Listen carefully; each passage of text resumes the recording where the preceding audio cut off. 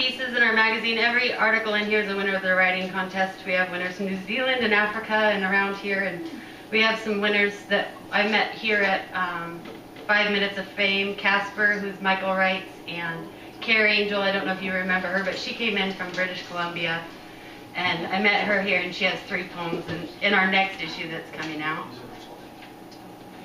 But our most famous poem that has been getting a lot of attention lately is called To Be a Father. And I'm really proud of it because this is one of those pieces that would have sat on a shelf forever, like a closet writer, you know, never shared any of his work, and he shared it with me one night, and I'm really happy that it's in the magazine. It's called To Be a Father. Show discipline and respect. Always encourage their most promising talents, pushing them forward. Do not discourage them unless these talents are being set aside. Your faith in them is your strongest tool. Use it to create success in their life. Show them happiness, knowing that every day of life is truly precious. Be there for them and never turn your back, as they will never forget. Be their heroes so that they will look up to you. They will be proud and in turn set an example for generations to come. Love them to tears. If you can't, you're not a man yourself. Don't be afraid to show emotion. It proves you're truly human. If your child fails, so what? They can get back on the horse and choose a whole new path. But let them choose, because each person is a whole world of individual interests. No matter how kind and gentle you would like to be, no matter how hard you try to be perfect, sooner or later you'll botch it all up and sure to make a mess with their lives. You cannot protect them from forever. From the depths of my heart, I confess my love, emotion, and pride. I would like my children to know I am and will always be Dad. And that's by Abracadabra. To think that could have just sat on a shelf and nobody ever heard it. This one here I'm really proud of. It's an essay written by Lauren, and she's 9 years old. It's about a mud skipper. A fish out of water is a fish in the mud. The mud skipper is one of the oddest fish, living in water and on land, digging a hole in the watery mud and creating a home to lay eggs. Dedicated to their young, they catch big breaths of air and disappear into their watery mud holes. Again and again they bring gusts of air to their eggs. What an interesting animal.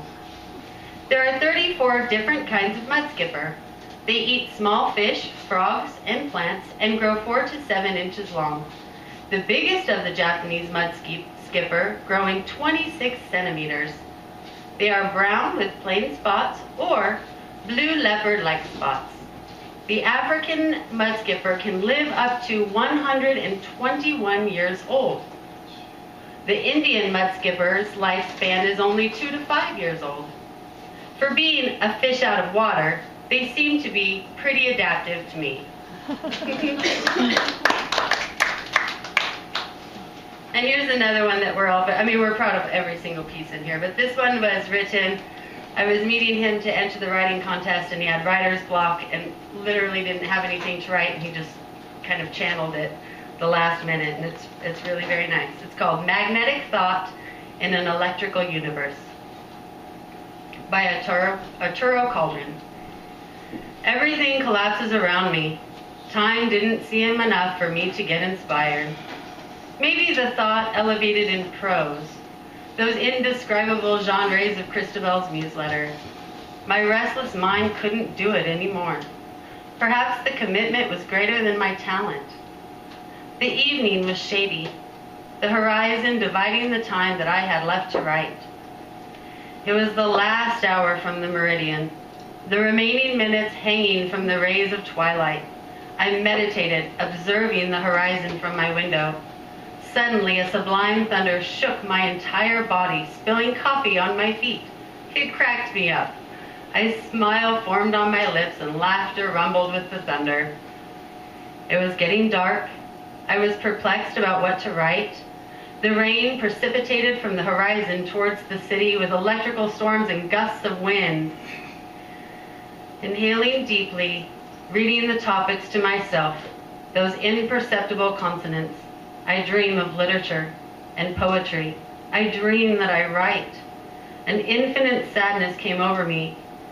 Would I be able to give my characters life?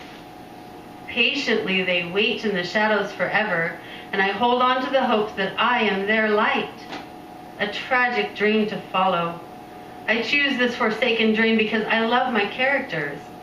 All at once the answer comes, striking my mind like lightning, shaking my soul like thunder, and in that moment this poem was born. Energy by Arturo Caldron. Electrical and universal.